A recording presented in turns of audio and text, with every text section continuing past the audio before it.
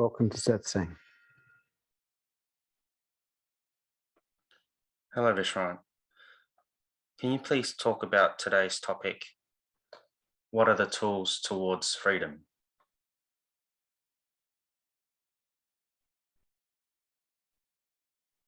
Okay. So first of all, you need to understand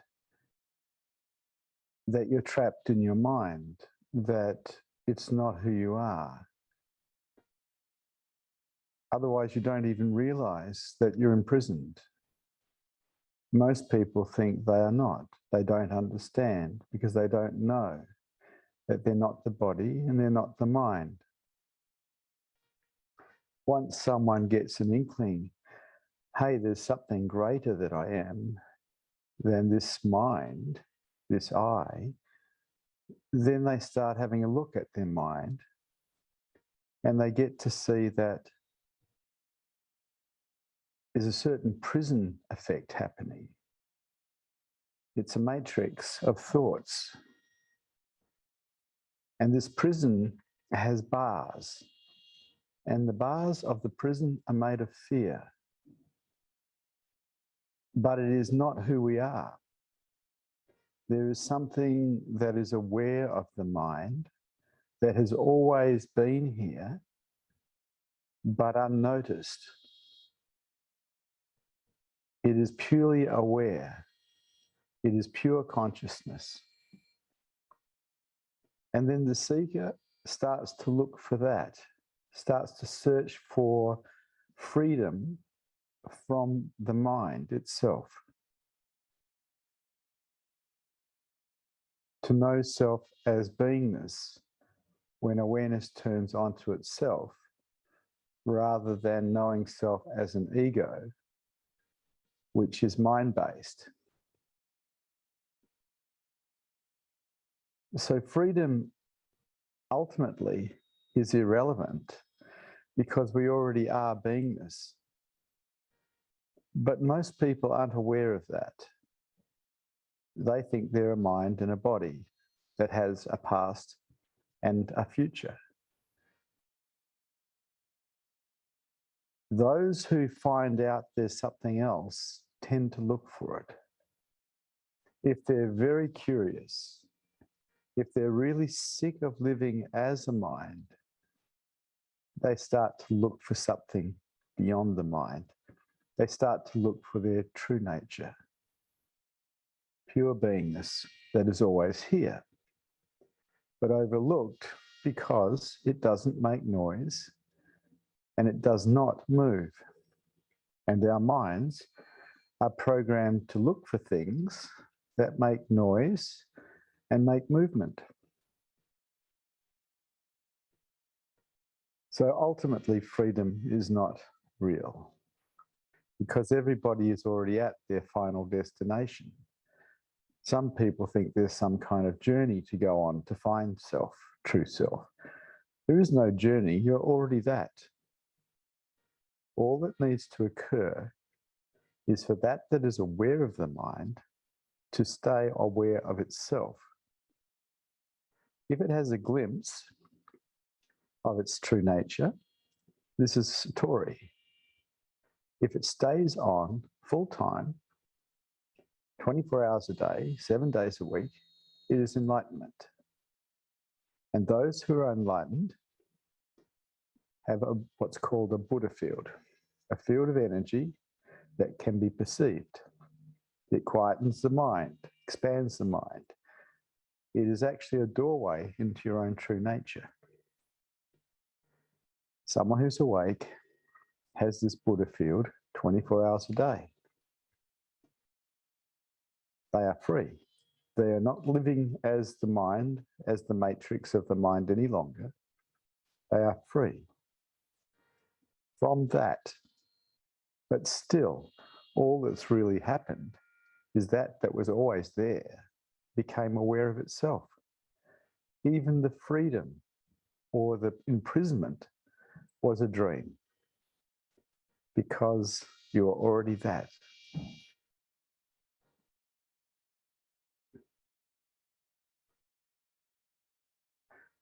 Are there any questions? Any statements? Any challenges to what has been said today?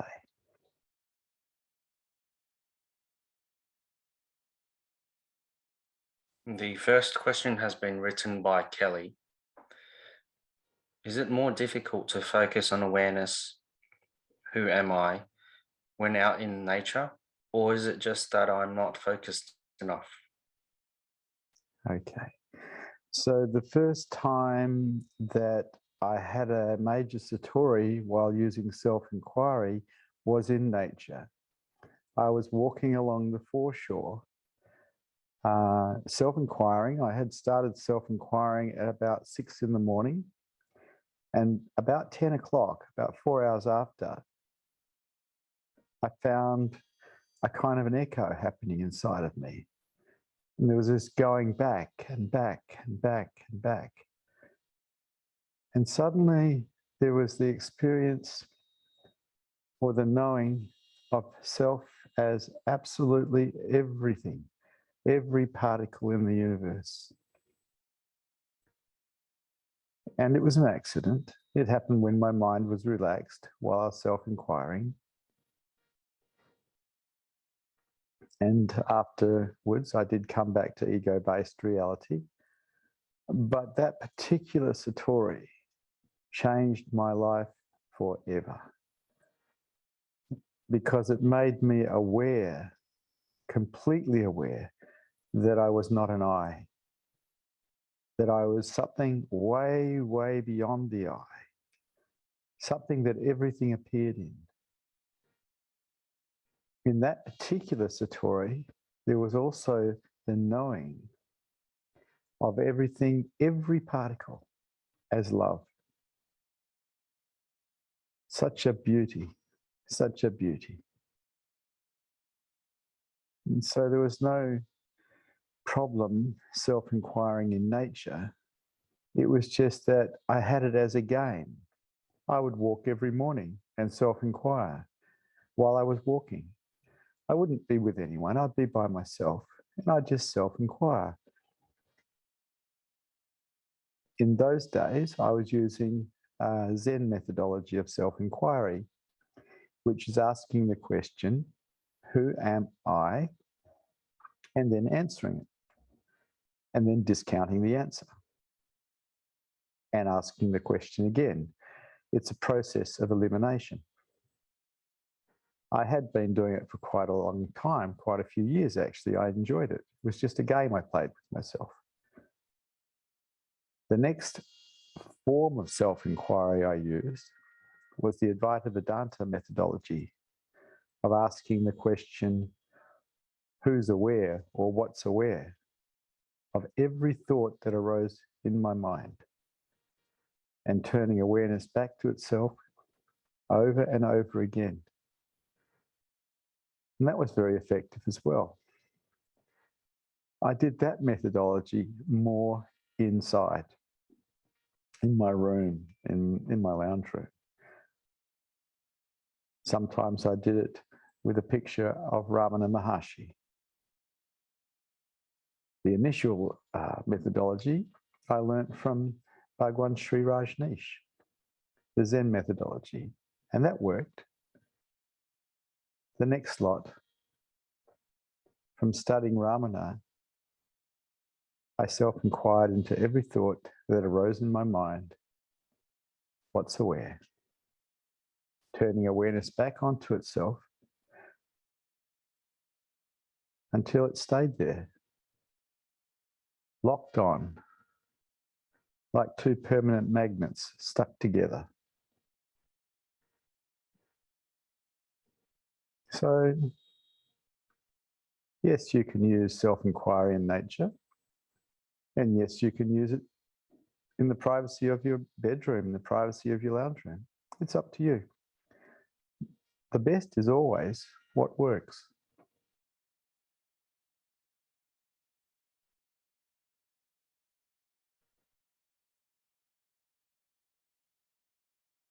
Next, you have a question from Marcus. Hello, Marcus. Hey, Vishrant. So I have a history, a past of smoking and drinking, and I'm sober now. However, whenever I consider going out for a walk, I feel a strong pull to go to the gas station, to the convenience store to get a pack of cigarettes or a beer or something. And earlier you mentioned fear are the bars. And I want to know what fear supports that strong pull to do that. Okay. So, look, I used to be a smoker also, Marcus, and I was always also a drinker. Mm. In a family of drinkers. As a matter of fact, I grew up thinking drinking was normal. At everybody drank. And when I left home and started working, I worked as a crayfisherman, and everything was measured by how many cans of beer it took to drink while doing it, while rolling a fag. So I do understand. But I also understand that alcohol and cigarette smoking takes us away, helps us relieve discomfort inside ourselves. It's like medication. Alcohol takes us away from the harshness of the reality of the world. And smoking helps us repress anything that comes up. And so these are addictions that help us avoid the discomforts of life. And that's why they're so attractive. And they work. But unfortunately, alcoholism destroys people, and smoking cigarettes eventually gives you cancer and you die. And so you've got to look at that. You've got to look at, well, do I really want to destroy all my friendships by being a drunk? And do I want to kill myself by smoking cigarettes and imbibing nicotine? Up to you. Nobody's going to stop you because they're both legal. No one's going to say no. You're the one who has to walk past the service station and say, I don't want to get drunk. I don't want to die of cancer. Look, the only reason I gave up smoking cigarettes was because I trained as a naturopath and I was working as a naturopath while still smoking rollies. And I thought, what a hypocrite.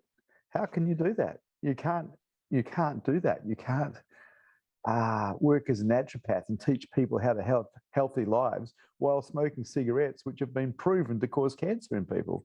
And so I gave up. With the alcohol, it's very different. It gave me up. I just didn't feel like it anymore. It just stopped, was not interested. About 2 years before awakening, it just dropped. The whole idea of drinking became repugnant. But I had really slowed down a great deal from when I was younger. Because, party time. Right. If you had have known me when I was younger, we could have had a great time together. For sure. So it seems like it's more about repressing than it is a fear-based thing. Yeah. It's more about, look, you're feeling a bit edgy, you have a cigarette, you press it down, you feel calm. You're feeling like you're a bit sad or something's not working in your life, you have a drink, it mellows it out, it takes the edge off. These are comfort, these are medications that we use to make ourselves comfortable, but unfortunately their side effects are terrible.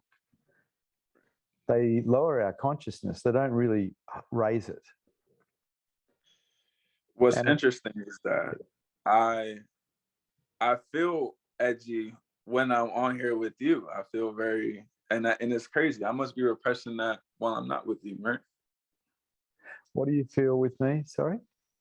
I feel like edgy right now. I feel like I just drank a bunch of coffee. Right.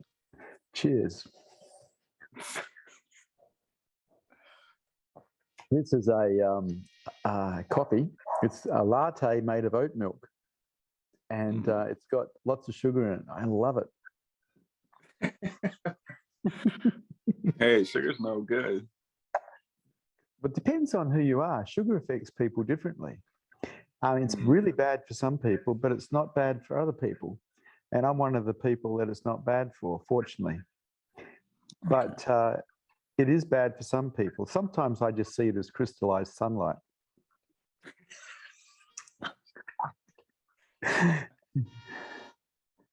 But when you talk publicly to someone, well, you might get anxiety. Why wouldn't you? We know you're on air. But that would be natural for someone to feel a bit of anxiety when they talk publicly. Okay. Okay. And there's one more thing I wanted to ask you, which was about, I can't even think about it right now. I can't even think about it right now. I'll come back. That's okay. Stay with me for a little bit longer. Look, if you're interested in higher consciousness, basically, you've got to stop avoiding things inside yourself. You've actually got to make it okay with whatever appears. You've got to actually make it warmly okay with whatever appears. And that way you heal all your wounding. You heal all your trauma if you're carrying it. If we're using cigarettes and we're using alcohol, more than likely we're repressing. And so it's up to you. It's like, what do you want to do? Do you want to keep repressing for the rest of your life, or do you want to actually heal what's there? Right. Right. You actually reminded me too of what I was going to ask. That was lately coming on here and speaking with you. One of the biggest themes is acceptance. And I'm curious because I've been having trouble meditating lately, but acceptance, it seems to be easier. So is it okay to practice acceptance without practicing meditation? Well, they're two separate things. Acceptance is how we learn to live, in the world where we have a happy life. I mean, people who are in non-acceptance of life are miserable because they're resisting. When we can learn to accept what is, we can have a happy life. And so that's very beautiful, because it's not beautiful to be miserable all the time because you're resisting life all the time. And so acceptance teaches the mind to relax. It teaches the mind to be calm. Meditation teaches the mind to be present to what is real, which is different. We went to school, both of us, and we learned how to live in our heads. Before we went to school, we were probably living in reality most of the time, aware of what was real around us most of the time. Then we went to school and spent years learning to live in our heads so we could remember things, do exams, and get some kind of mark at the end of it and a reward, maybe a diploma or something, or a degree. Unfortunately, most adults are now stuck in their heads because they spent too much time at school getting into their heads.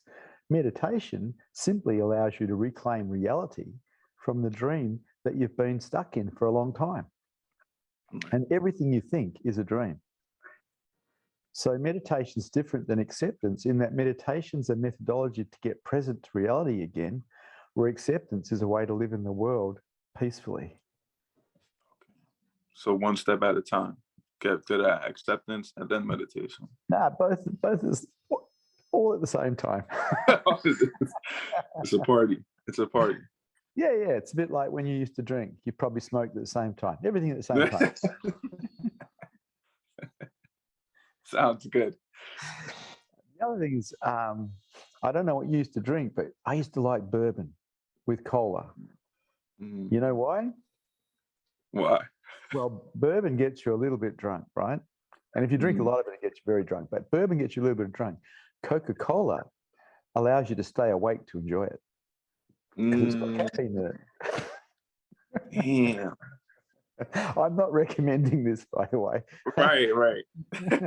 I'm just talking. I think I had a drink 25 years ago of alcohol. That's about it. Okay, that's good that you said that too, because it sounds tempting, but I'm not going to do it. Mate, higher consciousness really does rule. Lower consciousness doesn't.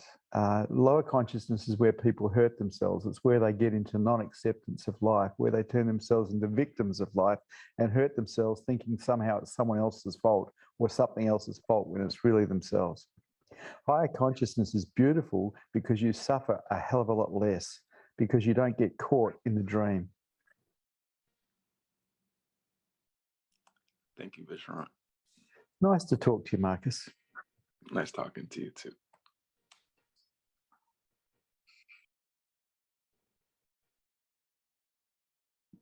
The next question has been written by Tyler, who writes, does one suffer or is this a dream? If we are pure beingness already, for what reason does one commit suicide? Because one does not know one is pure beingness. One thinks one is an ego. One thinks one is an I. That is suffering. It's delusional, but it seems very, very real because one does not have awareness on awareness. One has awareness on the mind, and the mind believes it to be you. It believes itself to be you.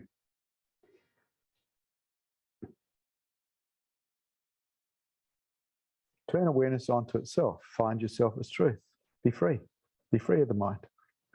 Do whatever it takes to raise your consciousness levels. Lower consciousness is not fun.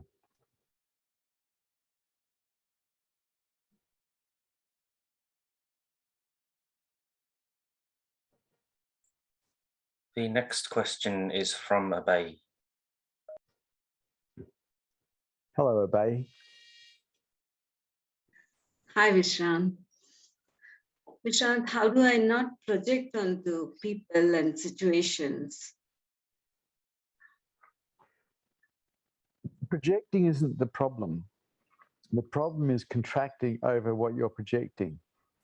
You can have a guess at what someone's up to because of their previous behavior, but can you do that without contracting? Can you do that without resistance? Can you remain open while you're doing it? Because if you can, the mind can stay peaceful. The moment you contract, the moment you go into resistance, you've gone into suffering. Okay. Projection itself is not the problem. It's the contracting, it's the resisting that is the problem. Okay. Thank you. Nice to talk to you, Abay. Thank you, Vishrant.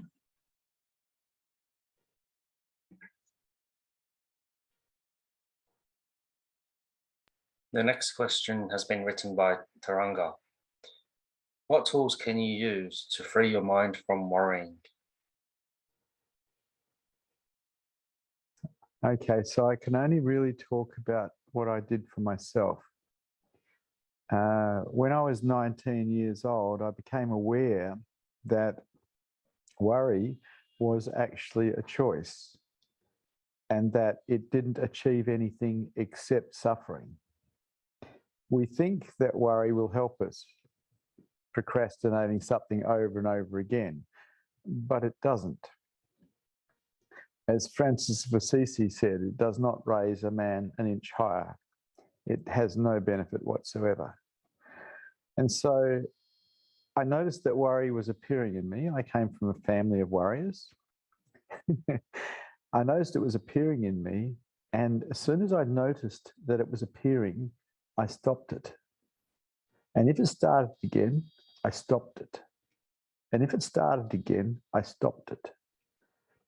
I gave it absolutely no credibility. So there was two patterns involved. One was seeing it, which is witnessing the mind. And the second pattern was stopping it.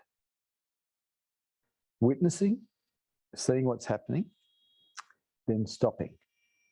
And I used this particular program extensively to change quite a few patterns in my mind.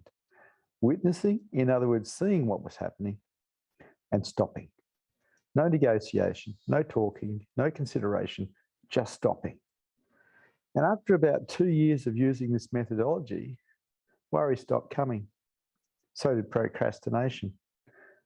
My mind had been trained not to entertain it. If there was some advantage in it, but there's not, it's just you hurting you without a good result. So develop a witness that witnesses the mind. You see and you'll fail at first. You'll fail so many times. It doesn't matter. Whatever you practice, after a while, you'll get good at. You witness the mind. You see it's worrying. You stop it. Don't just do that and keep doing that. And you'll find that slowly but surely, the mind will stop producing worry, will stop producing procrastination, because it's been programmed by you, by your intervention, not to worry, not to procrastinate. So it will take a bit of time, because it is a hardwired program that took quite a while to develop. Okay.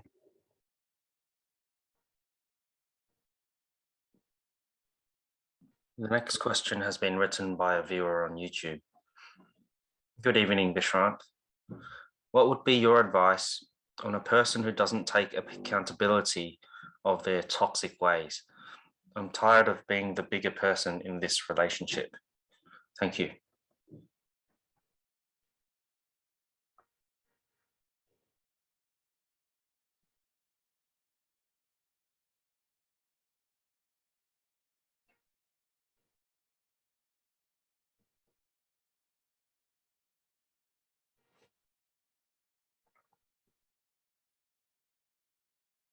I got to say that I've probably been pretty annoying in my lifetime, because I've tended to tell people the truth.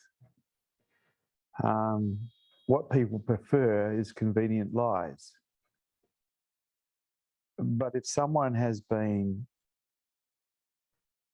damaging themselves, damaging the relationship with their behaviours, I've been the one that said, hey, this is what's happening, and then put consequence in place. Now, people don't like that. They don't want to be told anything. They just want to continue whatever they're doing without interference. You can put up with it if you like, or you can tell people the truth. And when you start telling people the truth, you do lose people. You lose people who don't want to hear the truth. You lose people who find it too inconvenient. But you end up with the right people. If all you do is put up with it, it doesn't stop.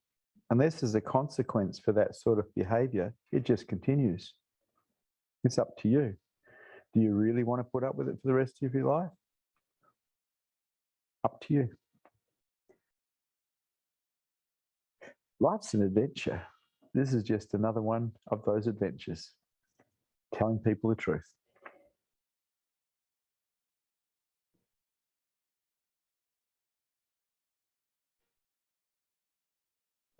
The next question has been written by Susha.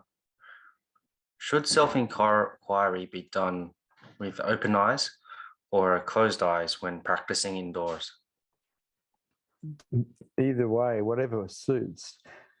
Sometimes to hold myself in the present moment, I'd use a mirror to look into my own eyes, to hold myself there in the present moment while self-inquiring. Sometimes I used a picture of Osho. Sometimes I used a picture of Ramana Maharshi, just to hold myself in the present moment while I was self-inquiring. So whatever works for you. If having your eyes shut works best for you, have your eyes shut. I found that that didn't work so well for me. I preferred to actually have someone's eyes to look at. So I did a lot of self-inquiry with other people while holding their eye gaze. They were holding my eye gaze, holding each other in the moment. I did a lot of that work with my wife, actually. It was very beneficial. When you shut your eyes, the potential for going into dream is pretty strong. It's up to you, though. Whatever works best for you is best to use.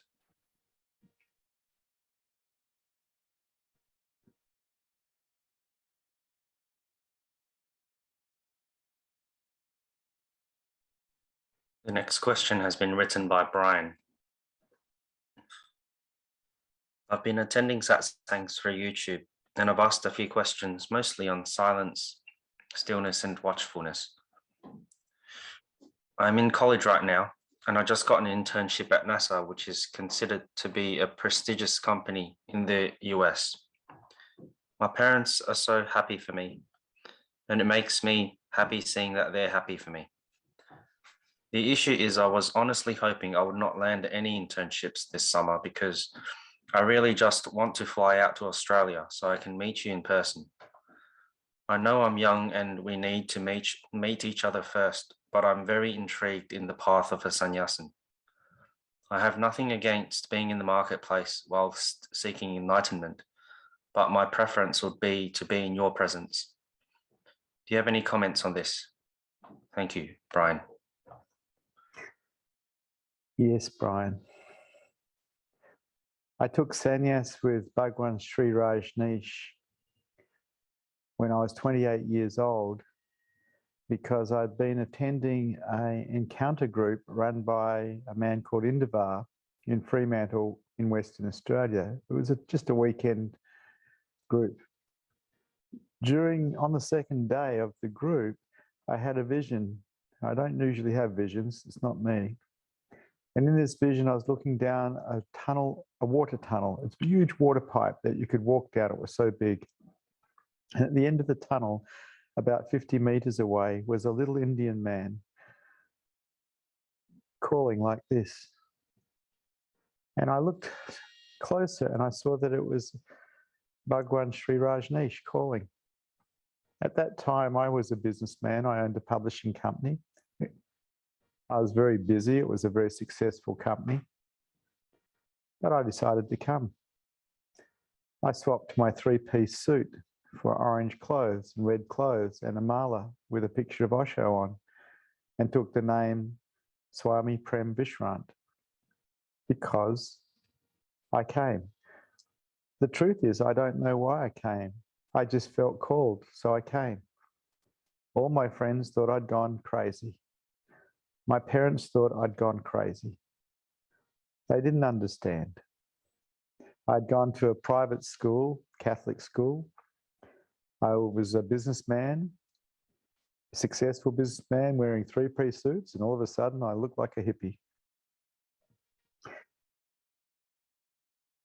It changed my life.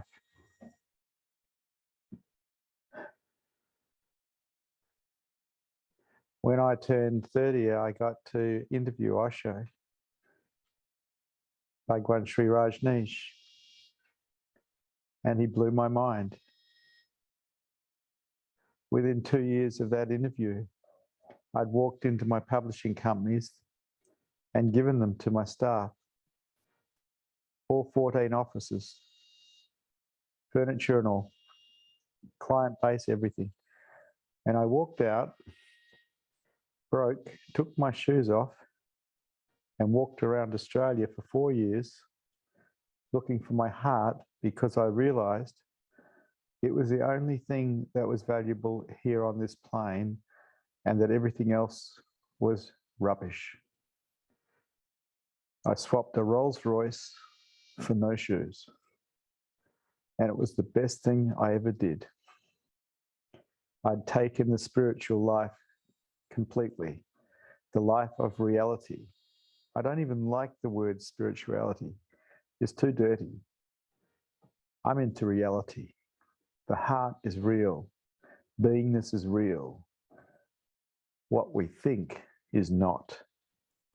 And how I was programmed was not conducive to being happy.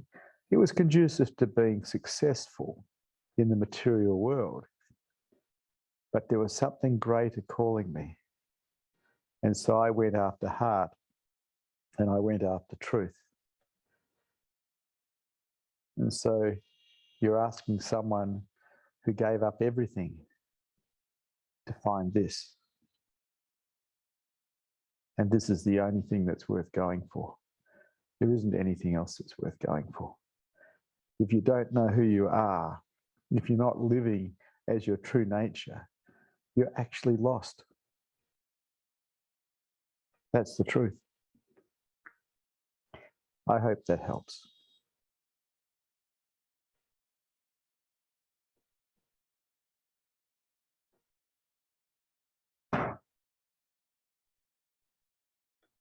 The next question has been written by a viewer. Is money limited in this world? Meaning if one becomes or wants to become a millionaire or a doctor, he cuts the probability of others to become doctors or millionaires. I have a really good deal with competition. It's really simple. If I win, everybody has to win, otherwise I won't play. This is the way of the heart. Competition, when you really examine it, has people lose. Why would you want to win when someone else is going to suffer loss? Yet we were all programmed at school to be winners, to beat people academically, to beat people physically on the sports fields. I believe we were all being prepared for war, not for happiness. I see competition as war. I like the idea of everyone winning because I love everyone. I don't want to see anyone suffer loss. Have a think about it. Have a look at it. A lot of the programming that we got was not so good. We weren't programmed to love people. We weren't programmed to be happy. We were programmed to be efficient little machines. Put in an environment when we're very young to compete against other kids. Now, if you win, someone else loses. How does that make them feel? When you find your own heart, you can't be involved in that kind of nonsense. Everyone has to win.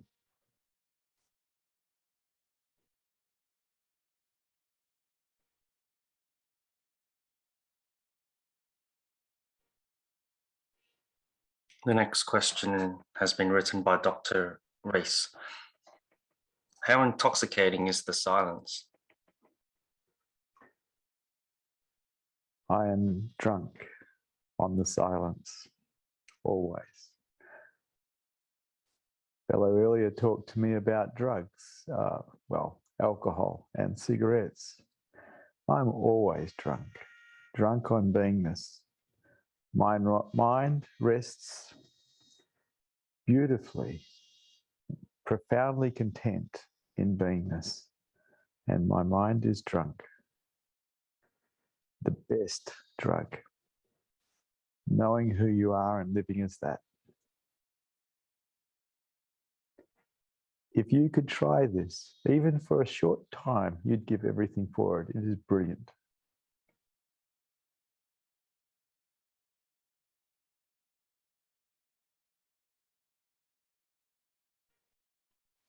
The next question has been written by Brian. I'm no longer interested in entertaining my mind. My practice is simply be still, witness the mind, and let go of all thoughts and feelings that arise. Is this practice enough?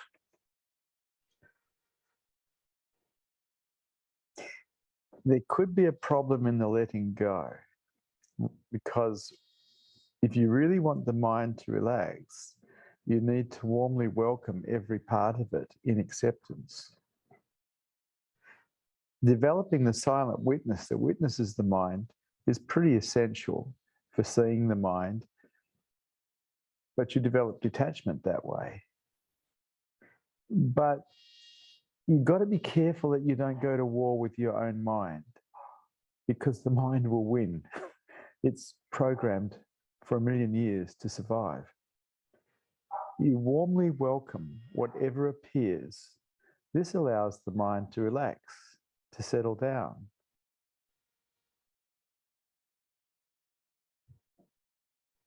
Warm welcoming works. Be careful you don't turn your mind into an enemy. That does not work.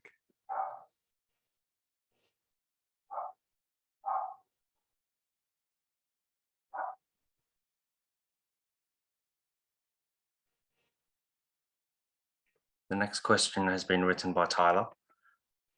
Vishrant, is there such a thing as death?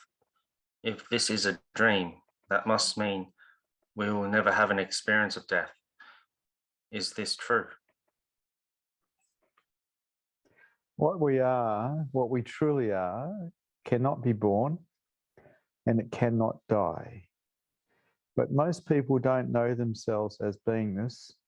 They do not know themselves as pure awareness. They know themselves as a mind and a body, thinking that somehow there is somebody. And that does die. It is terminal. It only has so many moments here. But what we truly are cannot die. It is eternal. It is always here. But it is not personal. The personal dies. What we really are cannot be touched by anything.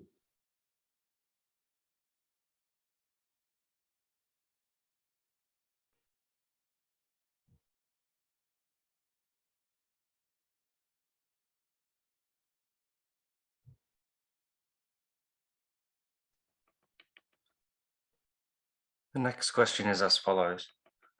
Do you think it is important that the seeker, or anyone in fact, has consciously worked out what their values are in life? What their values are in life. It's a good idea to know what's valuable and what's not. I've been led to believe that if you can become successful financially in this world, you have met your purpose. And so when I gave up everything, when I gave up my businesses and I gave up my life as a somebody who was successful, I also gave up my Rolls Royce. I gave up my Flybridge cruiser and my yacht, my money, my reputation. I gave up everything because I realized it was all worthless. I had been conned. Material wealth, material success does not bring you happiness. And it definitely doesn't show you who you are. I was happier finding myself on the road hitchhiking as a bum than I was as a successful business person, because at least I was more real. And I was endeavoring to find something that was real, love. Love is the true jewel of consciousness. You learn to put yourself aside. You learn to get out of the way. You learn to stop contracting and you practice openness. And then you perceive love everywhere. It is very beautiful. You move into a way of living, which is the way of the heart, which basically involves taking care of something besides yourself. The only obstacle in the way of the heart is probably the eye, with its protective nature. When you accept life as it is, you're opening yourself right up to the perception of love, and it is everywhere. It's all over the place. If you're not perceiving it, it's simply that you're a little closed, that's all. In openness, you find love everywhere.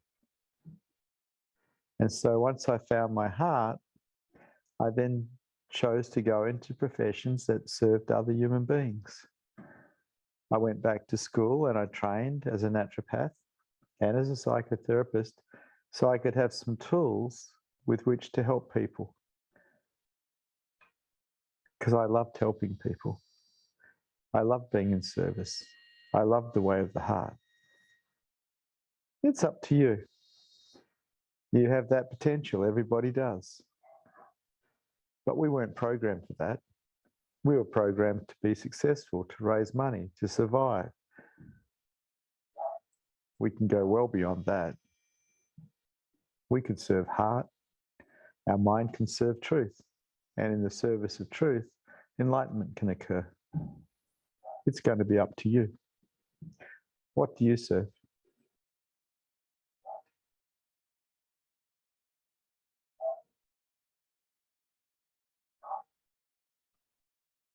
The next question has been written by Marcus. Vishrant, is fidgeting also a way to repress? Fidgeting is usually just an extension of a nervous mind. It's an outward appearance of a nervous mind. The mind is unsettled, and so the body starts fidgeting to try and relieve the tension. If you watch someone who's awake, you'll see that they're absolutely still. There is no movement because their mind is at rest. Their mind is still. Someone who's fidgeting has a mind that is all over the place. Have a look and see. Look for yourself.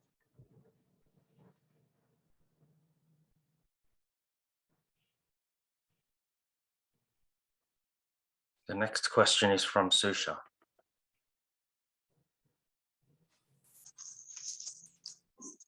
Vishrant, Hello. there was a question earlier about silently witnessing and letting go. And you said that silent witnessing builds detachment, but warmly welcomes some parts that get seen. Yes. How do I know which ones to warmly welcome and which ones to not? Everything. You warmly welcome everything. And in the warm welcoming, the mind just relaxes. When we are in a warm welcome, the mind is at peace. The mind is really only disturbed when we are in resistance to something. And so warm welcoming is with everything. It flatlines the mind. It brings you to a place of peace. Shanti, shanti, shanti. So warmly welcoming is a let go then. Sorry, what was that? So warmly welcoming everything is a let go. Yes, but it's more than a let go because we can let go coldly, with contempt. Yes. You can warmly welcome, which is very different. Yeah.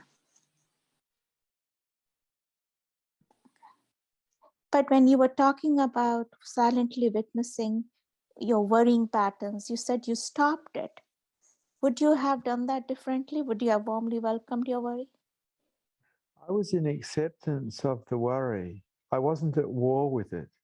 I just developed 2 programs that helped me allay it because worry was hurting me. Worry itself is a form of resistance to life. It's a form of suffering. And I could see that clearly. And so I accepted that's how my mind was. But at the same time as accepting it how it was, I moved to changing it. I didn't go to war with my mind. I just developed 2 patterns, one of witnessing the mind and the second of stopping whatever was running. There was no war. It was all done in acceptance. That's the key. I get it. Okay.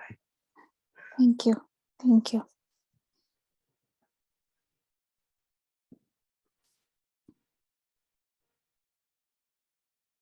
The next question has been written by Tina. Do we all have a purpose? And if so, how does one know what their life purpose is? It's a really good question. When you find out, please let me know. I've been looking for purpose and meaning in life since I was a boy. And for a while, I thought I'd found it when I was a Christian. But then on examination, it was just a bunch of beliefs that weren't my own direct experience. And so in the search for meaning and purpose in life, as of this date, I still haven't found any, except for life itself. Life has its own purpose of living. But as far as humans are concerned, they look for purpose, which is a bit of an ego trip to make themselves feel important. I still haven't seen it. I cannot see a purpose here. All purposes that have been presented to me, I've debunked through examining the belief systems that create them. I don't think there is a purpose. I think there is just life. But you've got to remember that is my opinion, not a fact. I just don't know. Humans want to know because they want to be able to control. Let go and be in not knowing. It allows you to move into wonderment, which is beautiful. Thank you for Satsang. Good to see you brave hearts here today.